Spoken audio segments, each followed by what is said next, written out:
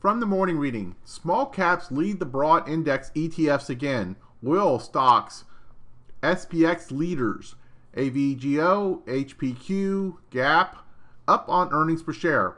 7 of 9 sectors moved higher on Friday. XLB, XLU, and XLE were the strongest sectors, while XLV was the weakest sector for the second straight day. Oil futures rose $1.64 to close at $36.33. For the week, all 9 sectors moved higher, led by XLE, XLF, XLI, and XLK. XLV was the weakest sector. Breadth weakened as advancers led decliners 1.84 to 1 on the New York Stock Exchange and 1.47 to 1 on the NASDAQ. Small cap IWM again led the broad market ETFs on Friday. The SPY made its highest close since January the 5th. The broad index ETFs, spiders, diamonds, IWM, and the Qs are in a 3-week uptrend and nearing the 2016 highs made on January 4th and 5th. The past 6 months have seen a large rally, an even larger decline, then another strong rally, just like the summer of 2008. The correlation between that time period and the past 6 months is exceptionally high, and that's troubling. But it's not the time period with the highest correlation, and other highly correlated time periods didn't see anything like the disaster that ensued during 2008. An overwhelming percentage of stocks are now in medium-term uptrends, but most are still in long-term downtrends. That hasn't happened since 2011 and only a total of 8 times since 1990. Generally, it's been preceded by short-term momentum and medium-term mean reversion. Hello, this is Stephen Harris, a head trader from Falcon Global, where we model best practices for investors, traders, and day traders from entry to exit every trading day. In this daily video, I'll provide my opinion and insights of current market trends, market timing, volatility, and hedge risk levels for the upcoming day for the key U.S. financial markets. It is 6:11 a.m. Central Time, and I'm recording this in preparation for the market day of March the 7th, 2016. Full disclaimers are at the end of the video, but be aware that this is for educational purposes only, and only you are responsible for the investing or trading decisions that you make. So let's go ahead and dive into the morning report. And in general, the overnight action saw a little bit of weakness on all 4 of the U.S. broad market indices. We're down a little bit, but not dramatically. On the S&P futures, at the time of this cut, we were down 8 points, or a little less than 0.5%. Russell futures are down about 1/3%. NASDAQ down about 0.5%. And the Dow futures are down about 1/4%. Crude oil, interesting, has been moving the other direction. And it's up about 1.5%. The euro's down about 0.5%. Bonds are down just below scratch, and gold is up just above scratch. In overseas action, China up about 0.75%. Hong Kong essentially scratch. Japan down a little over 0.5%. And Germany down about 0.1%. And United Kingdom down about 0.8%. In U.S. macroeconomic reports of note for today, you have FOMC member Brainard and Fisher both speaking. And that seems to be it for today in terms of market movers. In terms of tomorrow and looking forward, I don't really see anything there. So the beginning of this week looks to be relatively light on the macroeconomic report side. In terms of volatility, short-term VIX down below 16. Skew just above the warning threshold of 125.27. IV percentile on the S&P at 22, very, very low. Russell 24, 26 on the NASDAQ, and 21 on the Dow. No standard deviation moves were put in on a close-to-close basis on any of the 4 broad market indices on Friday. And activity in the last 2 weeks looks to be relatively normal. We normally have about 4 single standard deviation moves in a 2-week period on the S&P, and we're just about there. So nothing really to note there as well. In terms of the charts, there's a number of things of interest on the charts, and you see the overnight activity here. Let's dial this thing into the most recent week's activity. Of course, we've been doing this huge rally up off the bottom with the reversal, the 3 white soldiers, a couple bull flags, and then up we go, breaking above the cloud this last week. This was a big, very important week for the bulls, and that we got through the resistance area, confirmed, moved up above the cloud, and then we came up on Thursday to this, actually this would be Friday, to a bit of a spinning top or doji potential reversal pattern, and a lot of the weekend reading was certainly talking about a potential setup for some retracement and perhaps a bull flag pattern at the very least. If you are of the mind that this is a bullish continuation pattern and we're going to continue to move up, then you're just expecting a little bit of a bull flag, perhaps down to the top of the cloud, and then to resume the upward pattern. If you're thinking that this is just, wave 2 and a bearish longer term pattern, then of course you're starting to look for where does that short-term, very, very bullish pattern break down and we start to get a lower low. Well, unless you get down below here, you don't really have the grounds for a that this is a breaking down into a longer-term bear pattern. So as long as that low comes down and reverses prior to this level, you have to say that the short-term trend, bull trend, is still intact. So frankly, this could pull back quite a ways. It could pull back, some, let's see, from Friday's close, 1995 we'll call it. It could pull back down to 1920, so some 75 points, pretty significant move. It could pull back and still be considered a bull flag setup. So it's going to be interesting to see where this goes this week. In terms of probabilities between those two scenarios, that's really hard to tell right now because we've definitely run up against some significant resistance areas. You notice we're right up against the bottom of these cloud area here. There's some longer term resistance back here. It turned literally on the SPX like 1 penny before 2000. And then the other thing about the cash market version of the S&P is when you look at the area just above, at 2000 and just above, there was a lot of long-term resistance that clustered in that area. So that this would be an area where we'd have some retracement is not a bit surprising to the chartist out there. As to whether this is just a bull flag and we continue and we move up through that and we start to head towards the prior all-time highs, certainly is a legitimate scenario. And it's just really hard to determine at this point as to just whether the bulls have enough strength to do that, or if this is going to be something that is more like the wave 2 that others are suggesting, and that we're just about to set up into the much more pronounced and serious wave 3 down in a bear, probably a full-out bear market on the S&P. So on the Dow, we see a similar pattern here where the breakout confirmed, and then we started getting some smaller candles and then something of a spinning top, and that certainly seems to be, thus far, setting up for a potential retracement, though pretty mild at this point. It's hard to get too excited about the amount of retracement that we've had from Sunday night. It's still pretty mild and could easily be wiped out by the time the cash market opens, or even with the cash open if people come in and drive bull right away. You see on the Russell, very interesting here, we closed right at the top of the cloud. There's also some longer term resistance in this area as well. And of course the Russell, wow, I mean just flat out wow.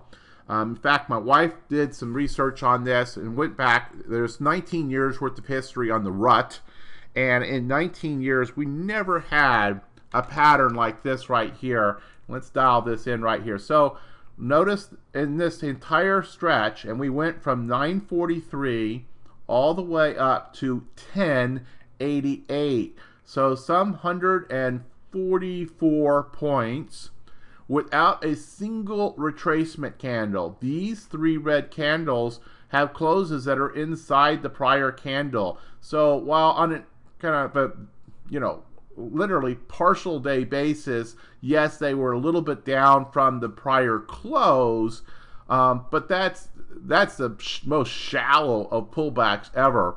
And this move here, while we've had moves that were 113 and other big runs without a significant retracement, we've never had a pattern with so marginal, just basically no real retracement, and just run straight up 140 something points. So this is historic. So keep that in perspective. This is a historic move. The Russell had a long way to go to catch up, and it certainly did it in a hurry. So whether that's setting up for something of a significant pullback to digest that kind of move or not, that probably would actually be healthy if you're a bull. You cannot sustain this kind of action forever without exhausting. And think of it as inhaling, inhaling, inhaling. The more you inhale, at some point you just got to explode and exhale. And a healthy market inhales, exhales, inhales, exhales as it goes along. And this is kind of getting to be a pretty serious and historic run there. Other things of note are crude oil. Crude oil is coming in to a very long-term resistance area. If you draw a line across the top of all these swings, we're coming right into that resistance area, right up to it. I mean, literally touching it on the knock. And so crude oil, we've had a very, very high correlation between crude oil and the market. And you see in the overnight, crude oil is actually up a little bit. So it's going to be very interesting to see how crude oil behaves up against this important resistance zone. And indeed, if it does start to roll back over, does that also correlate with the broad market indices, who are also running into their own particular resistance points? The other thing I wanted to look at was gold. And gold, of course, has had a very, very important breakout here, and has also been running against a break of a long-term trend line. So we need to continue to see how gold behaves and where that leads us to. It's a safe haven asset oftentimes, as is bonds, and bonds you see right now are showing just a little bit of weakness. So right now, to say that the market's going to break down in a big way isn't being told to us by the action in bonds, by gold, or by volatility. Why volatility is ticked up a little bit, it would seem right now it's calling for a mild retracement, and perhaps the tea leaves are giving us a little bit of evidence that this is just going to be a bull flag pattern as opposed to something more significant. Now we'll see how the situation develops as we go through the next few days. So a very, very interesting point in the charts, and we'll have to see where this week takes us, but it's probably going to be a kind of make or break week for some of these charts. In terms of our daily report, and as we say, market first principle, it's important that we always trade and invest in alignment with where the market posture is, and this is where we get those metrics. This intermediate term phase opinion right now is in a very bullish phase. Phase 4, price patterns near horizontal resistance, and that certainly describes us quite adequately. IBD has us with a confirmed uptrend and an improving accumulation distribution. These scores are still relatively weak, but they're certainly a whole lot better than the E's that we had not too long ago. NASDAQ's now a D+, the S&P's a C-, so pretty significant improvement on both of those. GMI index is now at a buy signal and has been so since March the 2nd. The stock charts decision points, we still have this poor stack where the short term has been very, very strongly bullish, and yet up against a more neutral pattern on the intermediate term and a bearish pattern on the long term. So that lends for a market in some transition, and indeed, if you put all this together in some sort of consensus, you have to say that we've been in a range-bound market, albeit wide range, and something of a transition where we are very much in the precipice of, is this a bull flag and we're heading to all-time highs, or are we at the top of wave 2 and getting ready to set up for something much, much more significantly bearish and ultimately taking the S&P down to a 20% plus bear market? We really are in that transition point right now to where that's going to have to be answered in the not too distant future. In terms of position sizing opinions right now, they're both relatively healthy, with one system at 100% and the volatility based system coming in at 75%. Intermediate term market posture is very strongly bullish with a weak bullish sentiment line, so that is somewhat supportive and strengthening. And you see all four of the indices are actually well up over, heck, we round this off, we call it 95 and above for all four indices. That's about as extreme as it can get. Now remember, it can stay up above 80 and remain strongly bullish for extended amounts of time. So this is not a case where you get to 100 and that calls for a reversal. Not necessarily. We can stay up in this very strongly bullish and have continuing improvement on our sentiment line for extended periods of time, and you've seen this in the past.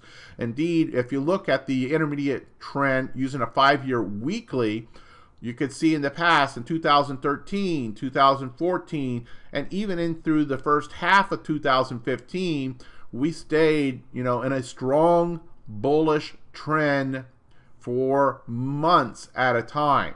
Now, this indicator here gives us some indication that the current bullish trend is relatively weak, but improving.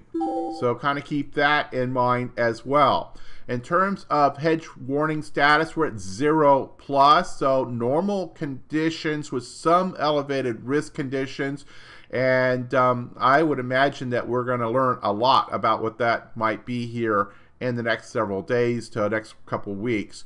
In terms of special opinions, the VIX is still above an 18 on the VIX future, so borderline acceptable. It's just above the 18, and actually the regular VIX is below 18. So borderline acceptable to initiate new positions in option income strategies for novice traders. More aggressive traders, of course, are accustomed to the larger delta and vega moves that come with that higher volatility and welcome the higher premium that's available. So just kind of be ready. You might want to consider reduced position sizing. In terms of special opinions, cover call strategies, and put selling, I really thought we would probably see some change in these ratios this week, but actually the opinion came out over the weekend still very, very defensive, and probably kind of looking at that potential that we are in wave 2 and setting up for a very, very bearish wave 3 and wanting to maintain a level of defensiveness. So certainly being defensive while still setting yourself up to make a profit off of the conservative cover call strategy is a nice way to go. Perhaps you might end up giving up some potential profits if we truly turn and start to strengthen, but we can always add to our position. We can always add more shares, more contracts, and more holdings as the situation becomes more evident. There's nothing wrong with that. It's better to be perhaps a bit slow at the beginnings of these kinds of moves and your exposure than it is to put yourself in a place where you lose significant amounts of your capital. Once you lose capital, it is very hard to get back to even. A 25% drawdown, means that you need to have something like a 60% return just to get back to even before you even start to earn real return on your initial capital once again. So consider these kinds of market conditions and the kinds of risk. Now, we've certainly come down on our risk assessment. We're at a 0+. So, you know, this is not where we were 2 and 3 weeks ago when it was much more elevated at level 2 and even higher.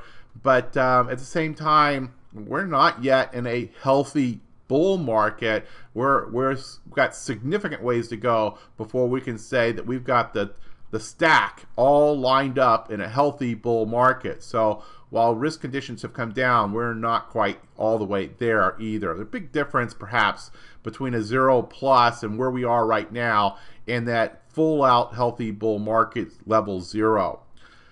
In terms of special warnings, we still had those VIX futures up over 18. That skew is just barely over 125, so about a 9% probability of a 2 standard deviation move in the next 30 days.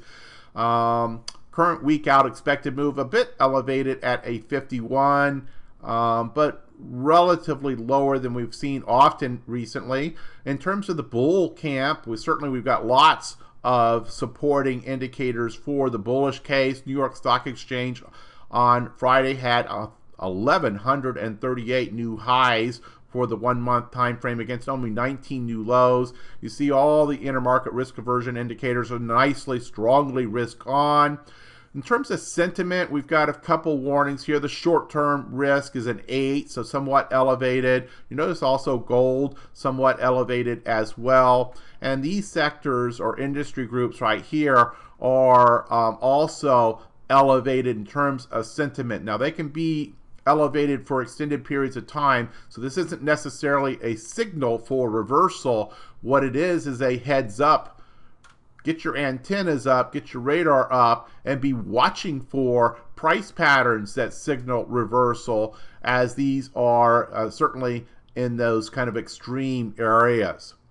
In terms of fear and greed, this kind of combination sentiment index, you can see now all the way up to 71. So this continues to improve pretty dramatically, and it's starting to get not quite there, but not too far. I think this is probably 80. Maybe it's 75. That's probably 75 right there, where it goes into the extreme greed area, and we start to get on the relatively exceptional area in terms of that sentiment indicator. In terms of decision point, market posture, and key indices that are bullish, you see we have gold, the long bond, consumer discretionary, consumer staples, industrials and materials, and utilities. So this is something that we noticed last week. Prior to the beginning of the week last week, we were all intermediate term bullish on defensive sectors. But last week, we saw more of a blend come into play with the addition of the industrials, the materials, and the consumer discretionary. These are higher beta areas. And they started coming into their own with their own intermediate term bullish postures. So that is a sign of increasing healthiness for the broad market. In terms of sector percent change, again, short, intermediate term, and now into long, quite a bit of improvement here, and really not far from being able to take this to a sea of green. 1 day change, you see the most significant movers on Friday were actually a mix of high beta and defensive sectors, with utilities up sharply, but also energy and materials up sharply. So in fact, in the top 4, you got 2 defensive and 2 risk on kind of areas. So again, something of a blend in that area. So I think that's probably enough for today. We've gone over 20 minutes, but we had a lot of really important information for this week. And I think this week's going to be an important one for the market. So be tuned in, understand what is going on, and watch for those signs for, where does that low come in if we do get a swing? Where does that low come in? Is that low a higher low or a lower low? That will be a very important indication as to where we're likely to go in the intermediate trend. I'm just going to roll through this next stuff. If you see something that you want, just hit the pause button and go to the hyperlink for additional details. We've gone long enough today.